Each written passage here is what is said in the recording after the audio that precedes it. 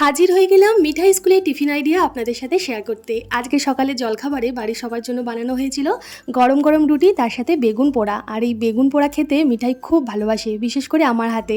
বেগুনের সাথে টমেটোটাও পুড়িয়ে নিই, আর ওই বেগুনের গায়ে একটু ফুটো করে রসুনের কোয়া ঢুকিয়ে দিই। ওই রসুনটাও একসাথে পোড়ানো হয়ে যায়।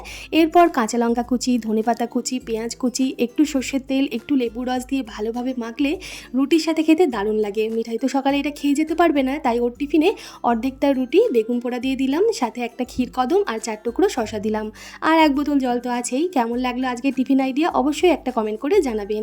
আর স্কুলে যাওয়ার সময় আজকে মিঠাই খেয়ে গেছে গরম ভাত, তার সাথে পাবদা মাছের ঝাল। পাবদা মাছটা হালকা করে সর্ষের তেলে ভেজে তুলে নিয়ে ওই তেলেতে কালো জিরে কাঁচা লঙ্কা ফোড়ন দিয়ে পেঁয়াজ বাটা দিয়ে কষিয়ে একে একে টমেটো কুচি, নুন, হলুদ, একটু সাদা সর্ষে বাটা দিয়ে এই পাবদা মাছের ঝালটা রান্না করেছি। নামানোর আগে অবশ্যই একটু ধনেপাতা কুচি দিয়েছি। আজকের ভিডিও ভালো লাগলে লাইক, কমেন্ট, শেয়ার করতে ভুলবেন না।